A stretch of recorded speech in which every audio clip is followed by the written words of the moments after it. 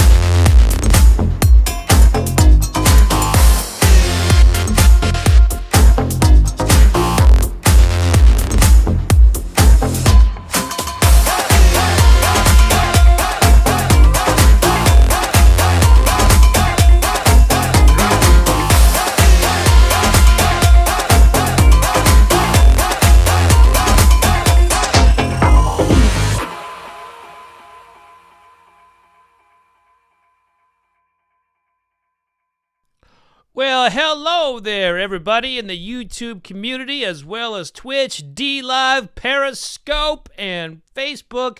I hope you're having yourself a very good Thursday. I know I am. I'm excited to have a guest on. Now, he hasn't rung in yet, but if you haven't had a chance to listen to his music, Marc Scibilia is incredible talent, just an amazing singer-songwriter. And he is also somebody who is asked to basically work together in a collaborative sense. And he's joining us now. Marc, how are you? Can you hear us? Let's see here. Try hop off and hop back on. I think you got something muted on there. So hop off, hop back on. There we go. So here we are. We're gonna, as you all know, how it comes to when it comes to these live streams, sometimes they come in good, it's come in slow. Hey, there you are. Okay, first of all, I'm already being told I've butchered your name twice. So that's all right. And I've listened to like 1,000. I've heard it be pronounced various ways. So tell everybody how the heck we say your name. Scibilia. Yeah. So how often do you get your name butchered? Just curious. Enough that I should have probably changed it a long time ago, right when I got into this business. But you got the hair, you got the name, you got you've got this incredible voice. You have a talent that you're talented when everybody wants to collaborate with you. So if you look through your music, you'll see that everybody, you've got a lot of different collaborations going on, and everybody wants to work with you. That's always a good sign. I've had a lot of fun. I've worked with a lot of really talented people, so that's been really great. Fortunate. So what is your whiskey of choice? So you're a whiskey fan. Well, I'm so not a connoisseur. I think this is considered whiskey, but I'm not totally sure. Smearing off ice? No, just kidding. I think is Scotch whiskey. Scotch is whiskey, right? It's a Yeah, different yeah. kind. Scotch is a type of whiskey. Absolutely. Yeah. So my favorite is Lagavulin. Oh, Yeah, nice. Yeah, yeah, Lagavulin is delicious. yeah. I I'm love a it. big fan of that. Now, if you like that, you're probably a big fan of like smoky notes, right? I think smoky is what I like. Mm-hmm. That's awesome. And so when you're like, when it comes to your music, do you sip a little bit before you play, or do Like the you? last show I actually did, I probably had a lot of times no when I'm doing it a lot because it's hard to intake a lot of alcohol when you're traveling and stuff. Mm-hmm. At least for me, I know a lot of people would disagree with that, but for me, I try and like I'll have a little bit before a show. Actually, if my voice isn't feeling good, I usually have about 4 Advil and a shot of whiskey, and by the time I get singing, I'm feeling pretty good. I'll tell you that's a pretty good formula. Yeah, Yeah. Advil's okay, but you never want to mix Tylenol and alcohol. That'll get your liver. Would that actually get you like that night, like you're up there? I mean, that's you could straight pass out and have to go get your stomach pumped and all that stuff. Yeah, Oh, it's like that. I never realized that. I know yeah, people have always said that, but I didn't know that. yeah. It's like honestly, I feel like they should put a warning label on Tylenol. Because Wow. because of that. So that's you don't want to mess around with it. Wow, But that's good to know. But yeah, no, but I do. I drink Lagavulin generally celebrations for sure. mhm. That's a moment. My dad and I made this album for him. We used to talk about Lagavulin a lot and drink it kind of in special moments and stuff. So has a special place in my heart. Right on. So you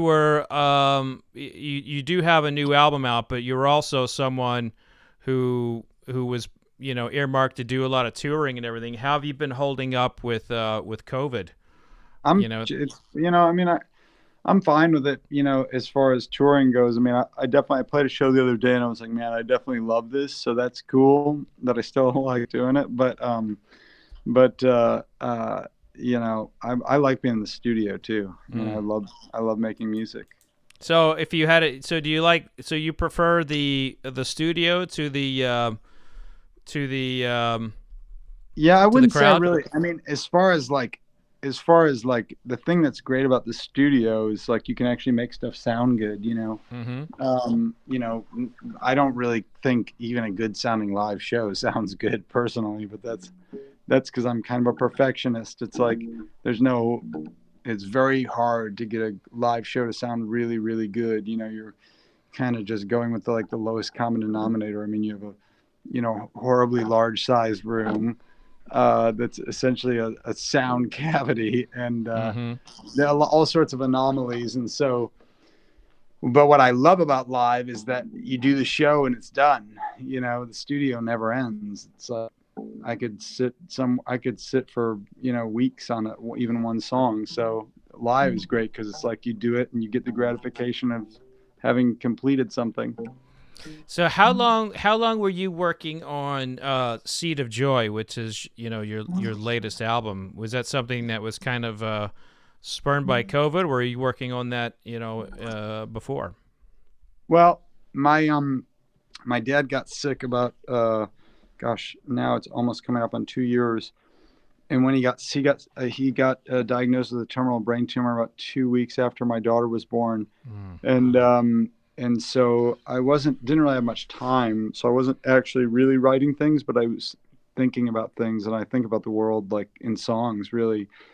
And so whether I like it or not, it's just the way things come out. And so I would just be thinking about him, or I'd spend time with them, have a difficult doctor's appointment, whatever, and just music would come to me, but I didn't really have time to write anything down. So I just started slightly kind of writing down things and songs and stuff like that. And then he passed in the top of the year, and then we were all locked down about 2 months later.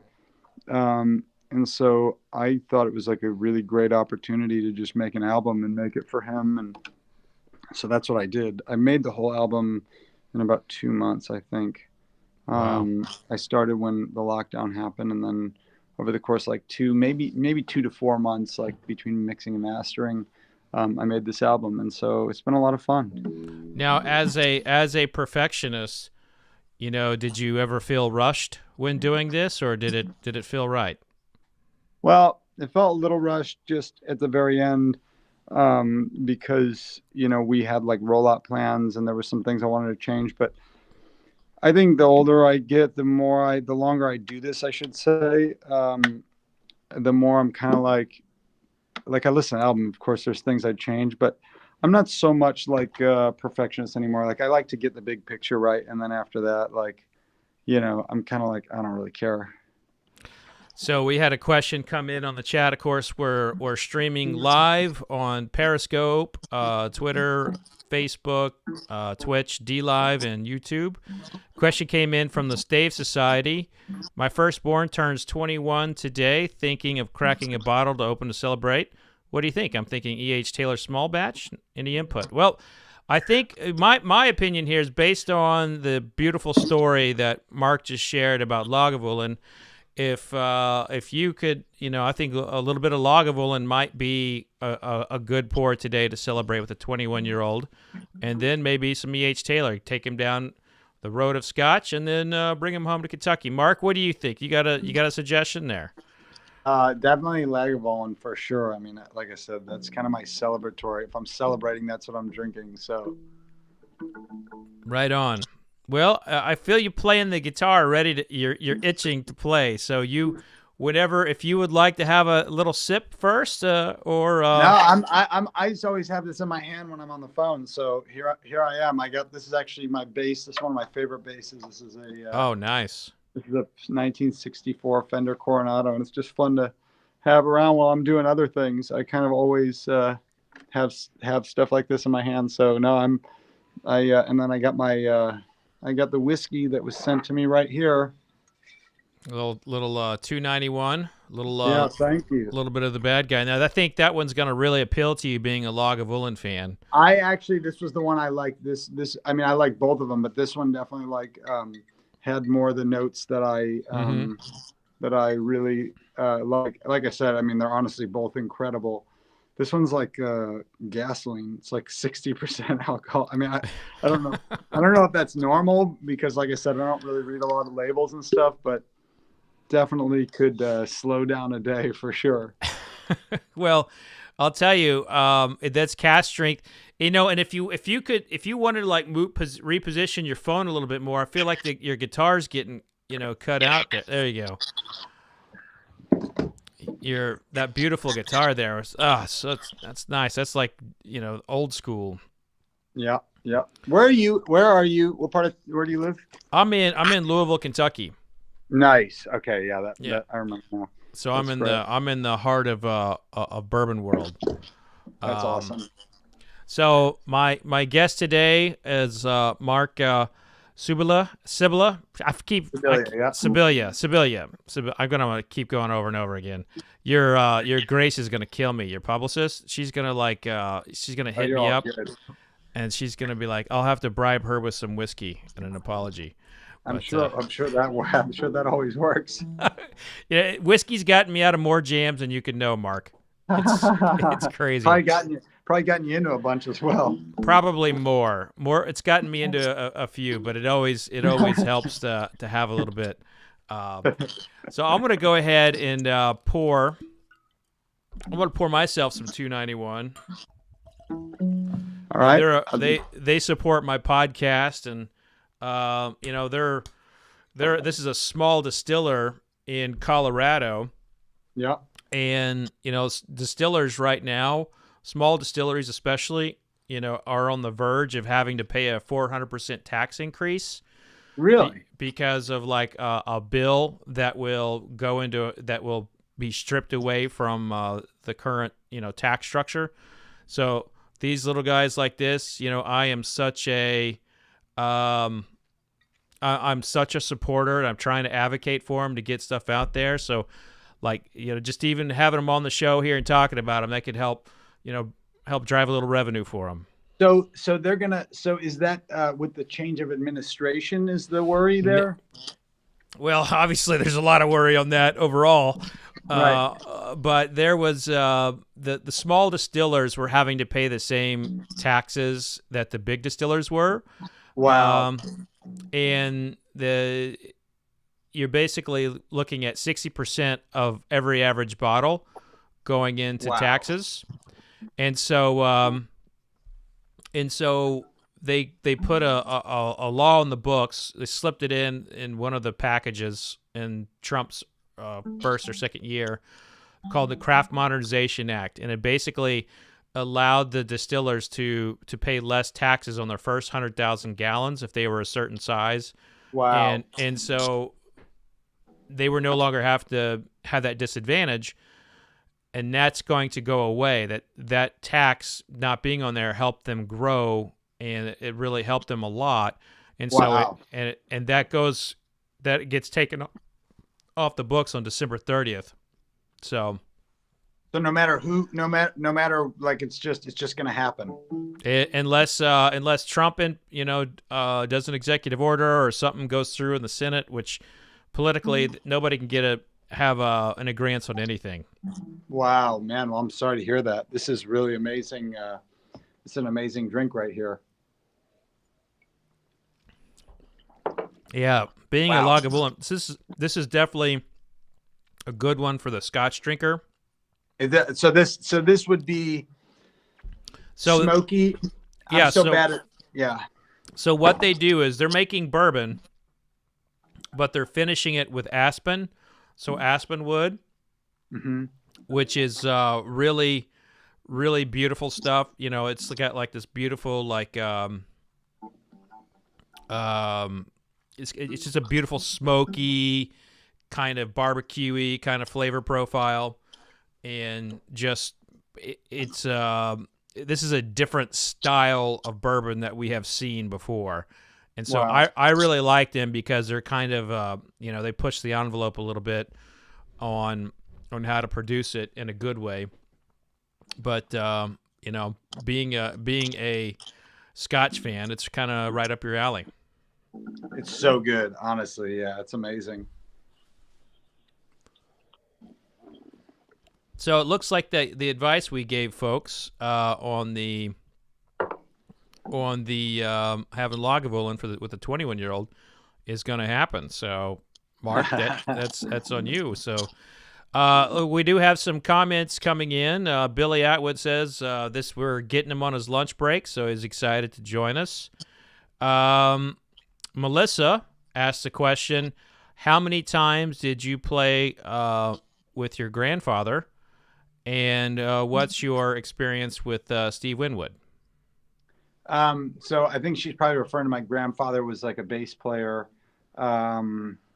We only a few times because he actually kind of like didn't play a ton of music by the time I was maybe 10 years old. He was really kind of cutting hair. He was a barber by day and a musician by night. And he was kind of phasing out of music towards the end of his life.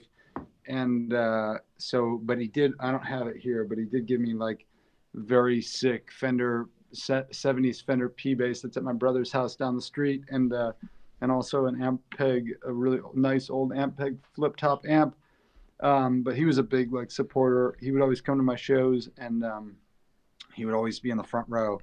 And I was like a young punk kid and stuff. So he would, after I would play a song, he'd always be mouthing without saying anything. He'd always be saying, "Say thank you."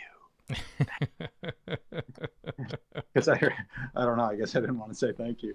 I guess I was cool in that. But anyways, but that was cool. And then so he gave us a lot of music. And then but then and then the second question is about Steve Winwood. That was awesome. I mean, that band is insane, and Steve is the nicest guy, and obviously tons of hits, and just like a really incredible musician. So I mean, that was awesome as well. It's fun to tour with him.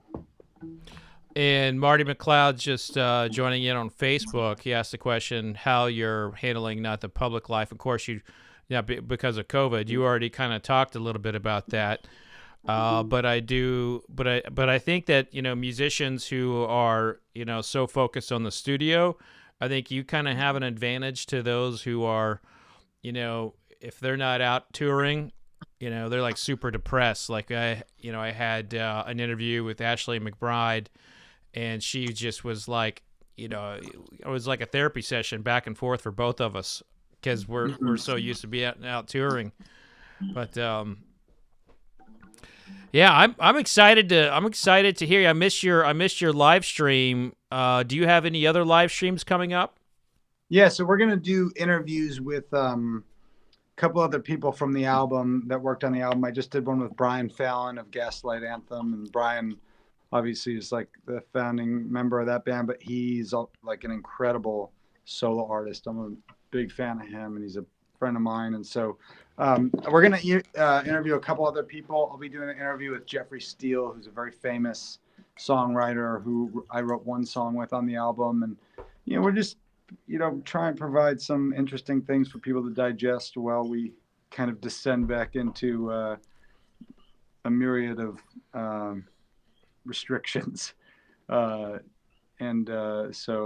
just trying to do what we can from the studio here. And I like talking to people, and I like making music. And so, it's not a horrible scenario. Yeah. So how old's your kid now? She's almost 2. Yeah, I've got a 2-year-old. That's where the stuff is tough. This is with the kids. Yeah, she's definitely got some attitude, but it's pretty hilarious. I mean, I guess it's not good. I think it's all hilarious, and I don't know if my wife appreciates that as much as I do, but it is pretty great. Drew asking the question, what's the story behind the track Legends in the new album? So the guy that I wrote Legends with is one of my closest friends. His name is Nolan Sipe, and his father was a professional quarterback in the 80s, a guy named Brian Sipe. Mm-hmm. He was in the Cleveland Brown team. They were called the Cardiac Kids. They're like super famous. And it was 80s or 70s. I can't remember. But anyways, both of our dads were quarterbacks. And, there's always that mythology with, quarterbacks and being a quarterback. And I don't know. It's kind of a song about legacy. It's kind of a song about, doing something that lasts in this life. But it's also like has a twist and turn that it's like the legend is only in our mind, Uh-oh, I lost you there. Mark, you muted yourself.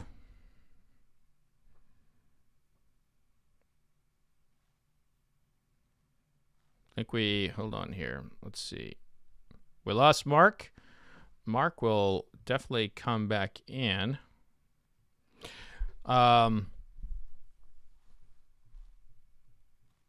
So for those just joining, Marc Scibilia is my guest. He has a new album out, and let's see if he's back. Oh, there we are.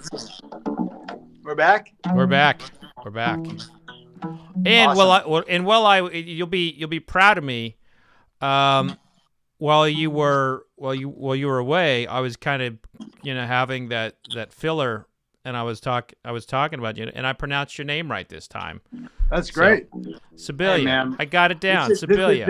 This would be one of those problems that whiskey gets you into. Start pronouncing my last name wrong. Yeah, but Legends is just about the legacy you leave and how. Yeah, I mean it's like castles in the sand, So it's kind of an irony thing. It's kind of my version of a rap flex song, except for it's totally the opposite. It's about remembering how it it's all just like castles in the sand. And interesting thing about that recording is that the kick drum and the drum sounds in that are all just like random things. So the kick drum is actually the sound of me playing a drum seat. So like the seat I'm sitting on right now, I'm playing it with a mallet.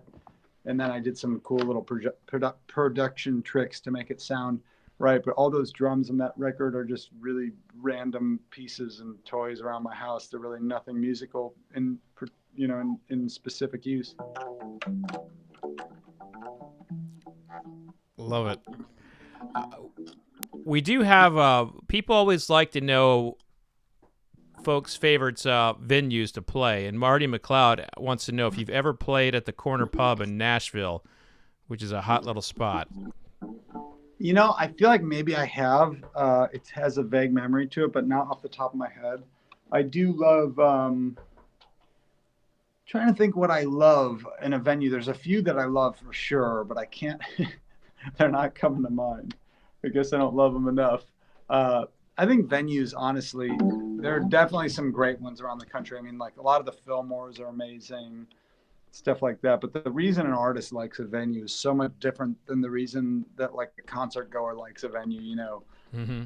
For me, like, we played at City Winery this weekend, and that venue is amazing. I mean, I roll up, they have like the steak, the plate, the food's amazing. The green room's really nice. They treat you really well. So you get on stage and you feel like I'm going to do a really great job, but that really has nothing to do with what people experience, So in terms of my favorite venues, it would be so arbitrary to what other people like, I've definitely have seen really great shows at Ascend. I've seen great shows at the Ryman. I've seen great shows at Red Rocks, so it's like, it's so different though. So you recorded Seed of Joy in your basement studio. Is what's the process of kind of creating your own studio to be at that high level? Do you have to change things around? Do you have to build it up? I know you probably naturally have had it that way, but to do an album at this level, do you have to up your game a little bit with what you have? Yeah, I mean, I've been recording since I was like 15 years old, and that was a while ago that I started. My dad bought me a cheap little recording deck. But digital, like, sound quality is so good now, so you really don't need, I mean, I have a pretty elaborate studio now that I work in, and my basement's pretty sick. You can make a record of any level, where I am, but you don't, I mean, the quality is so good right now. So it's more like the ideas just have to be great. The biggest song of last year, Old Town Road, I think it was like recorded for $50, borrowing a beat from BeatStars or something. I don't even know the story exactly, but it's like, no one should be discouraged by quality anymore. I mean, honestly, the only people that I mean, I'm a big fan of a lot of big studios, but the tougher place to be is actually having a crazy studio with a crazy overhead and stuff, because they can make amazing records on their, Apollo Twin or whatever. It's like $700, and you can make a record that sounds as good as anything you've ever heard in your life. And Jason Day is asking, what's your favorite track on the new album? That's a good question. I would say it's tough because I made it and I did not listen to it until my daughter wanted to listen to it this morning. I'm really proud of like Seed of Joy. I think is really cool. Ain't My Home. I really love the way that one came out. I don't know. I think those are both really solid. I think Ain't My Home is honestly pretty tight. It sounds cool. It's like definitely kind of where I'm going. It was like one of the last things I finished, and I think I'm really proud of that one. And this is you get inevitably with your style, you're going to get comparisons, and there's a very good comparison in the chat. Mark Hirsch is asking if you're a Jeff Buckley fan. I mean, his voice is insane. I would never really compare my voice to him, but if someone else wants to do it, that would be fine with me. He's incredible. I was just listening to my friend sent me Leonard Cohen's last album, You Want It Darker, and I was just listening to it, and then I was kind of going around Leonard Cohen through his catalog, and I mean, I gotta say, I mean, I shouldn't say this because he's such a legend and he's so amazing, but I don't know if I've ever heard such an amazing song recorded so poorly. I hate his version of Hallelujah. But that's just me. Yeah, is it the crackle? What is it that? I don't know. It's so cheesy. I say that with all due respect because, you know, I mean, that might be one of the greatest songs ever written. And I think, you know, there's a whole Malcolm Gladwell thing that he does about how that song actually came to life and actually became what it was. And I, you know, I don't like to speak about art in definitive terms, but especially not in universally definitive terms. Like I'm comfortable speaking about it with my own personal preferences, but you know, if my friends start talking about music that they think is bad, or it's like, I'm just like, I don't think about it like that at all. For me personally, I do not like that recording of that song. And it actually gives me hope because it's like the way that song found its way to being such a large part of the public consciousness is just beautiful. And he's just such a genius, you know? So I actually enjoy that. I don't enjoy that recording because it's such a genius song. Wow. All the chords, all the stuff. I don't know. I mean, I shouldn't even say that.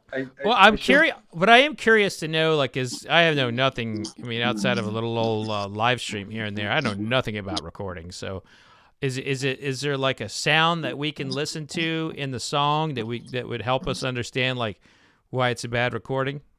Oh, again, I'm not saying it's a bad recording. I'm saying I personally do not prefer it. Yeah. Oh, got it. To the subsequent versions that were released. I mean, his vocals are always amazing, but I think it's like the band.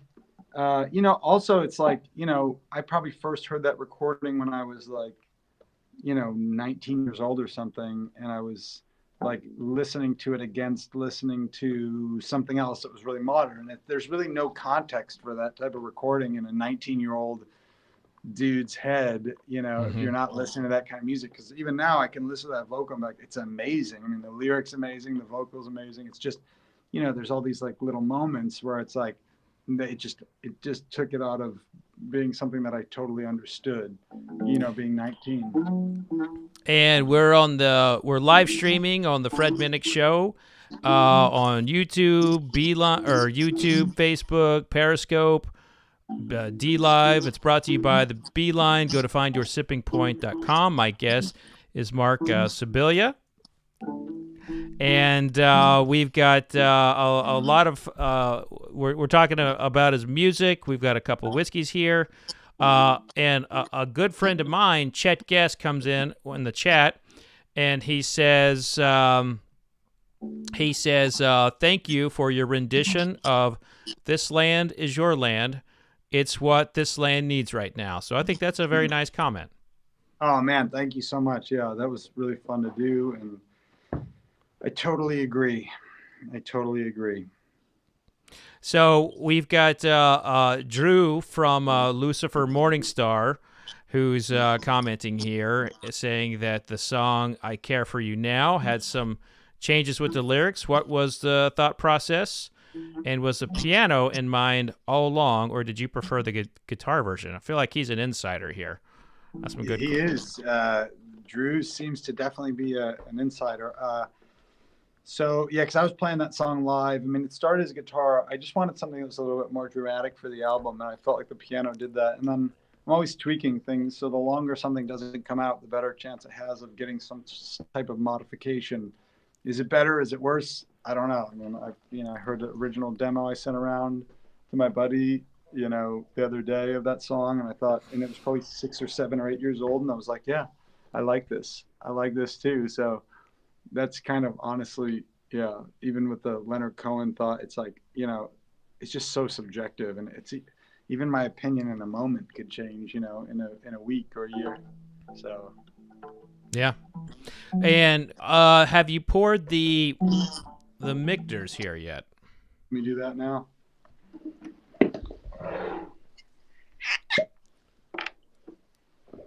Oh, it was a nice cork pop. Yeah, I do my best.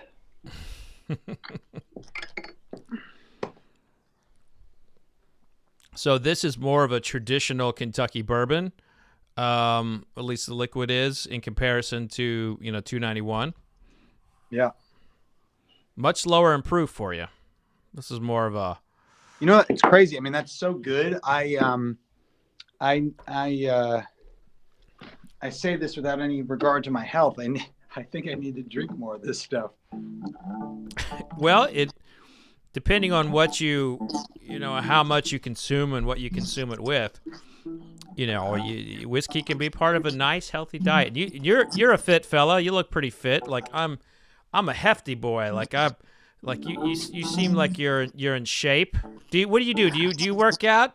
What you run? Yeah, I got a bike over there that's a stationary bike. Let's see here. I'll show you.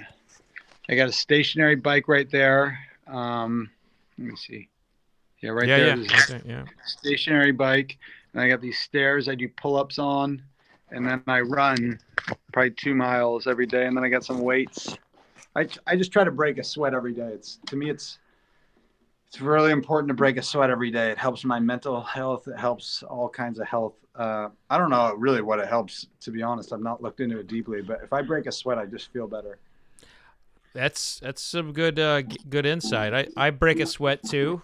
Sometimes I have to climb up to get the whiskey bottles. That's a bust and a workout for me. But we all do what we can. You showed us your guitars over there. How many guitars do you have? I don't know. I mean, this is like I don't know how many would be over there. That's like a guitar rack that I just had built. There's probably 20 there, and then I got some other ones. But yeah, I mean, it's just when you're in the studio, you got to have it really is like colors. I don't really honestly like gathering things, but it is annoying when you're trying to make a song and you don't have the right colors. So I try to have a lot of stuff here, but yeah.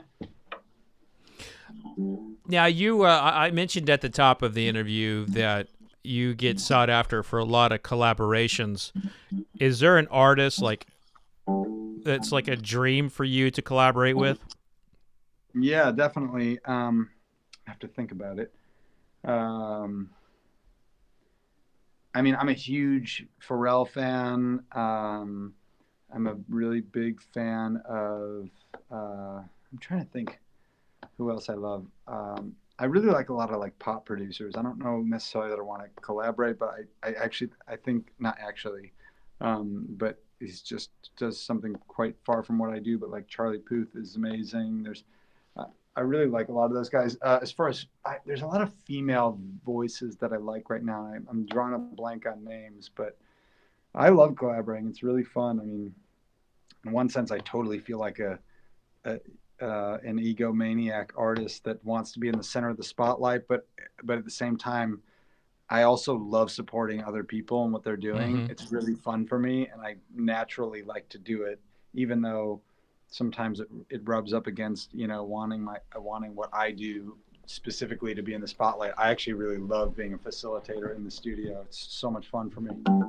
So do you produce for other people at all, or do you do you do anything at that level? Yeah, I've done a decent amount of that. I've done a decent amount of that, and I really like it. I mean, because I love the way things sound. I love making things sound certain ways. I love diving into the architecture of the way songs are written. It's really fun, honestly.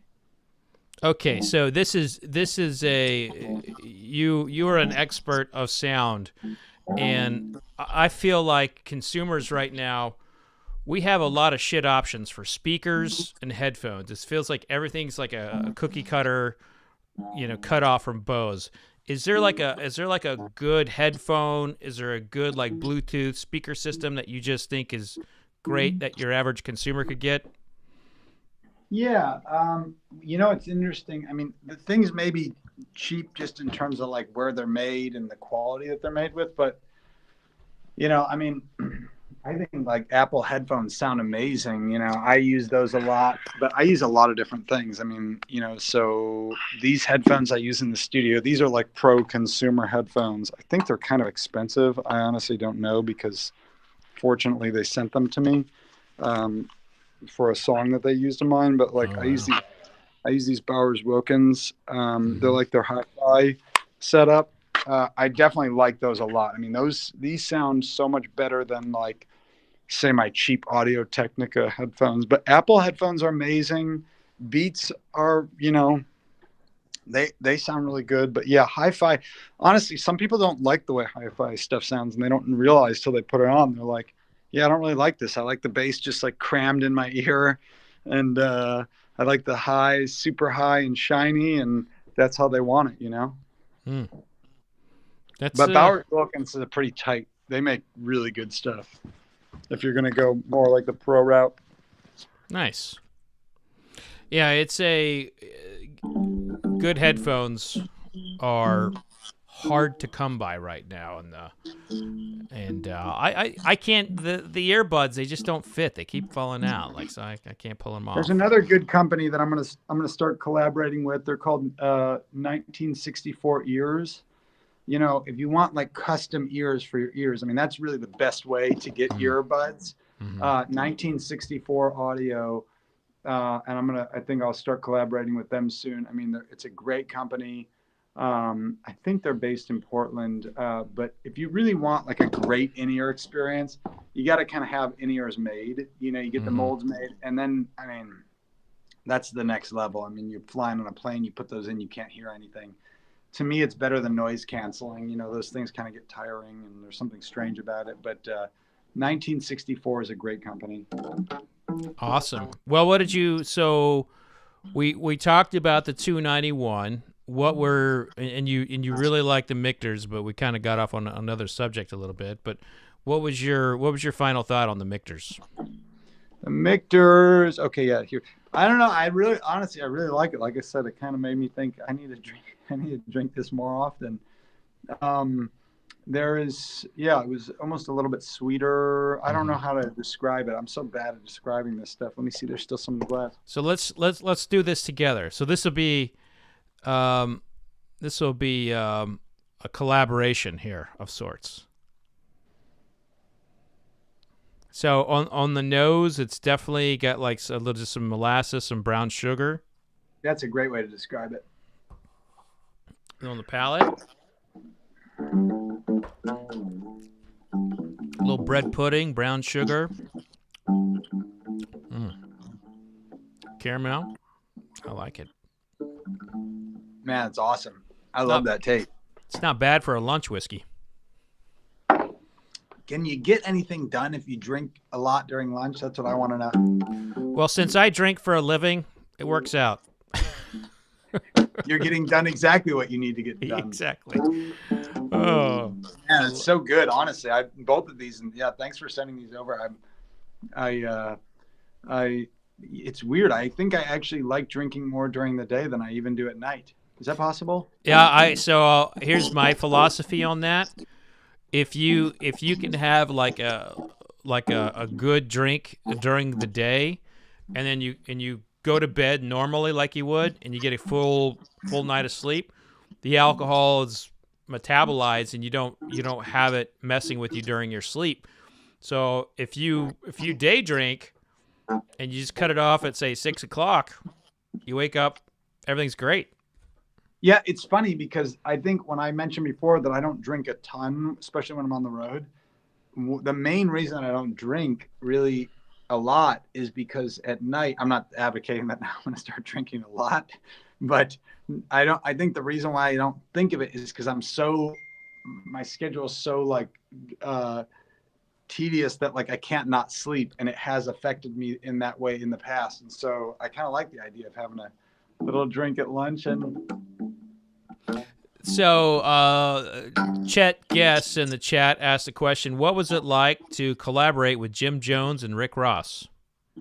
That was awesome. I mean, I love what both of those guys do, and I've been listening to that type of music since I was a kid, and so I've always wanted to be invited into that circle, not even specifically, but just into the circle of like rap and stuff like that. I've always wanted to. I mean, like it was like a dream since I was a kid to get asked to be in those circles. And so that was kind of my first spin in that world. And I think it's like a really good fit. Like, I think what I do slides right in, and what they do slides right into what I do. And, we did a lot of cool music videos, and it's just a lot of fun, man. I love it. And we have more coming. So that's awesome. Well, you're a presence in my headphones, and I look forward to seeing you live. I can't wait to see your next live stream. Marc Scibilia, everybody, tell us how can everybody what's the best way to get your music? I see you're selling vinyls on your website. Yeah, the vinyl feels like it'd be great with Bourbon. I think the first pressing's almost sold out, but we're actually going to we have a second pressing coming because they were actually way more popular than we thought they would be. But there's probably some left of the first pressing. You can check out my Instagram, Marc Scibilia, MarcScibilia, or just like look up Mark with a C and then an S and a C, and that should get you close enough on everything from Spotify to Google. But I got a great Louisville story. I'll tell you two things before we jet. But the first thing is, I saw the greatest show of my life there, Bruce Springsteen at the KFC Yum Center. Oh, wow. That changed my life. It was so good. So that's story one. Really nothing to note there. But wait, hold on. Did you go as did you get backstage, or did you see it as like a consumer? No, not really. No, I was just there as a fan. My wife bought me tickets. This was, I don't know how many years ago, but when he was there, it was awesome. Really changed a lot for me. I won't go into that detail, but it was such a good show. It's totally. Well, that's great that Louisville can be remembered for that for you. Yeah. So I've lived both highs and lows in Louisville. So that's the high. The low is early on in my career, I was booked to play in Louisville. It was like early. I don't really remember how long ago it was, but maybe I just put out a little bit of music. And I kind of didn't know why I was doing it, because I was like, I don't think anyone really knows what I'm doing in Louisville. I was probably just early 20s, and I go to this club, and my mom happened to be in Nashville at the time, and so my mom was like, I'll come with you. I'll drive up to Louisville with you. So we drive up to Louisville, we get dinner, and then and I sound check and do all stuff. And I'm realizing a couple minutes before the show, I'm like, okay, there's literally no one here. I think there's two people here. Not that two people is no one. That's two people that I really need to put on a great show for. But I was getting out of the car, and there's no green room or anything. I was getting out of the car. My mom was getting out of the car, and I just told her, I was like, Mom, I got to do this one by myself. I can't let you see your son like this. So I walked out. I played the show, and there was 2 or 3 people there, and they were gracious and kind. I do actually remember there was like some people that were big fans. The 2 or 3 people, obviously, they didn't just stumble on there. They like made a drive, and then the best part of the night was, I think sometimes, like my friend says, like if something's going bad, sometimes it's fun to just make it go as bad as possible. Like just see if you can turn a train wreck into an absolute natural disaster. And not that I tried to do that in the performance. I actually did my very best and played and whatever. But I remember my guarantee, whatever it was, I'm sure it wasn't much, but I could tell the venue was not super stoked about paying someone that didn't make their money back and then some. And so the lady was counting out the money at the end of the night, and they owed me more money than I made them, I'm sure. And so I just walked past her, and I was just like, I don't need any money, thanks, I gotta go. And I just left. So I will share a story with you on being in the audience of something like that. I'm a big blues fan, and there's this he passed away this year. There was this blues musician named Brian Lee. His nickname was the Braille Blues Daddy or something like that. Wow. But I saw him at Summerfest, Wisconsin. That big show there. He was playing. Buddy Guy was there. There was a lot of beautiful blues musicians, and I was hooked by this guy, and I started I got on his newsletter and I would follow him, wherever he was going. And I was in a room one night where I was one of two people there, and it was like an actual music hall. And his manager recognized me from a past show, and I had said, like, I love Brian. He's great, and he introduced me to him. And for me, he gave the best performance I had ever seen from him. Wow. So I think there's live music is beautiful for everybody in the room, and when you are in. Listen, everybody knows when there's only like 2 or 3 people there, because I do live events too, and inevitably there will be something that I only have a few people there for. It happens. Raining, traffic, whatever. And I try to give those people like a better performance than I would a full crowd, and that is so hard, It is, but you're totally right, and there's so many stories like that. And so again, my trying to turn it into a train wreck was more the auxiliary pieces of it, not taking the money, not letting my mom watch, because I didn't want her to suffer the heartbreak of like, this is what my son has chosen to do with his life. But when it comes down to it, I mean, we really owe it. The fact that we get out there at all, I mean, we owe it to people to do our best, and I totally agree with that. There's so many stories like that of people seeing people like that, and it doesn't even have to end with and then they became the biggest artist in the world. I mean, that's really kind of just like bullshit. It doesn't really matter. Like, it doesn't really matter how the story ends up. It's like, I have this gift to play music, and it is given to me for me to give to other people, however many people there are, for the duration of my career. Yeah.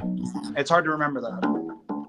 Well, I tell you what. Listen, you've been teasing everybody with the strumming a little bit. I know it's what you do when you're on the phone, but if you would like to play, we'll let you hear. If you got one in you. I wish I had an amp. I would do it on bass, but I can't, because you won't really be able to hear it. Man, I actually don't. After all that, let me see if I can do this.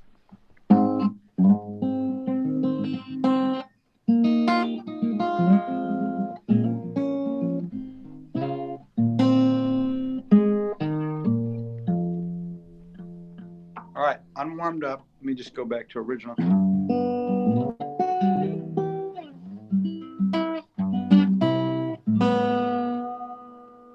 You are my horizon line. You are the end of everywhere I've been.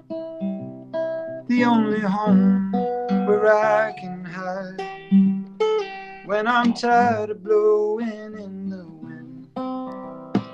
Leave a light on so I can see. It's a wild world without you, baby. Leave a light on so I can see. It's a wild world without you, baby. Wild world.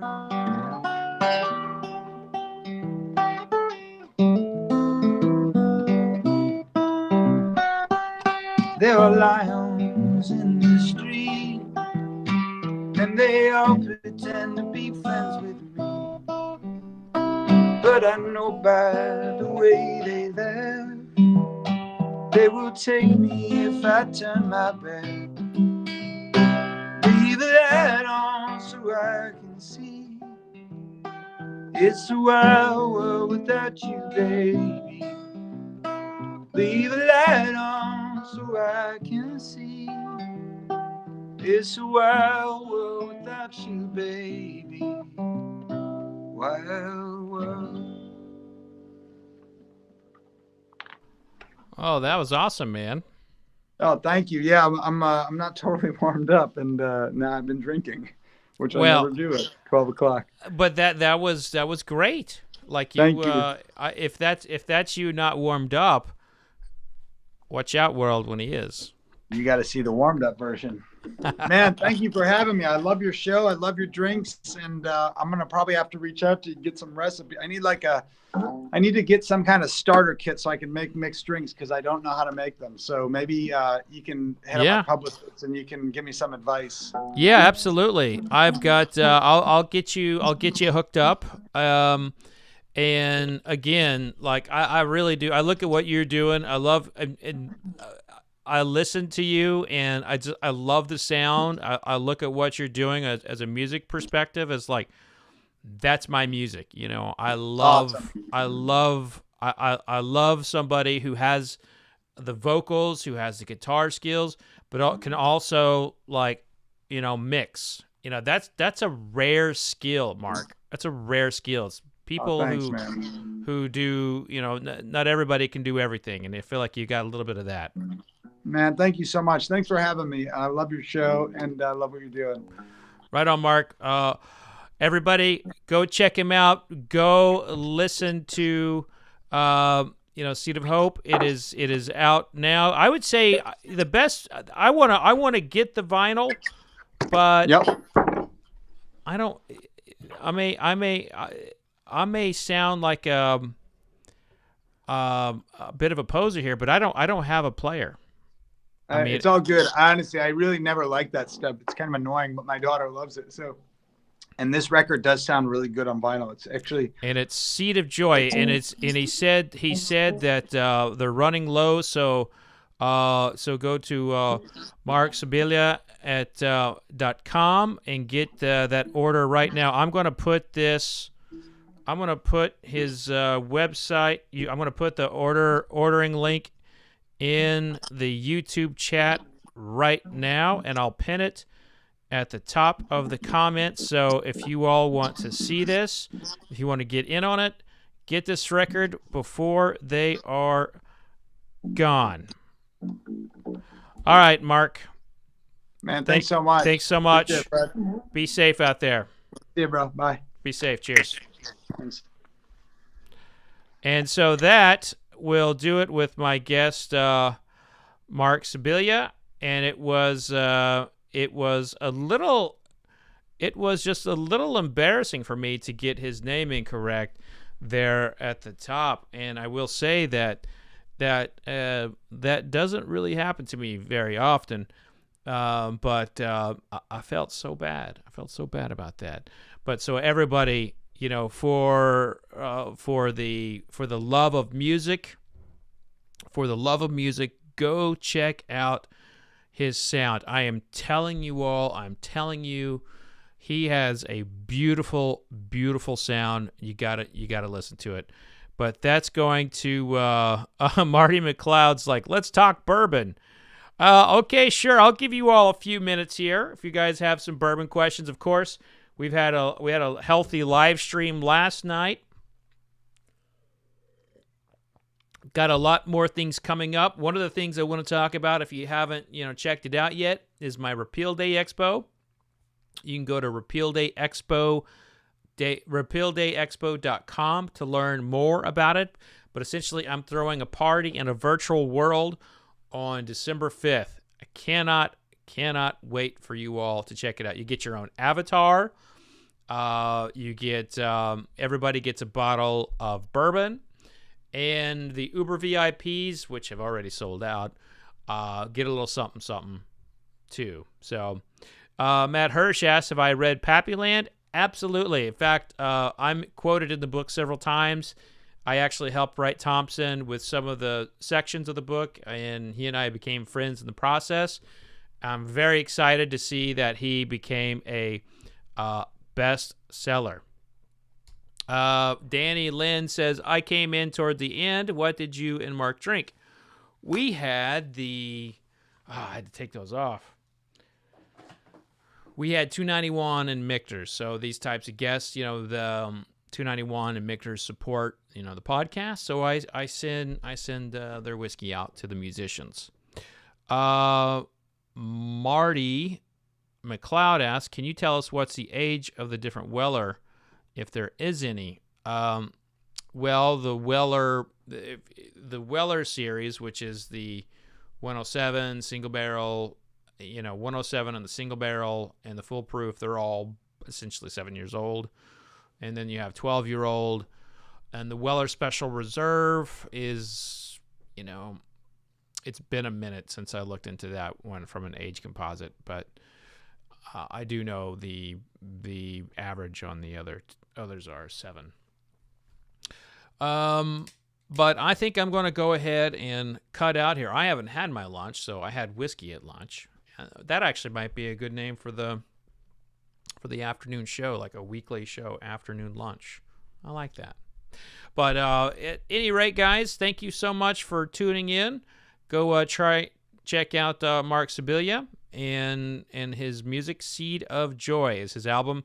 In the YouTube section, you can find his a link to his record at the top of his comments, top of my comments.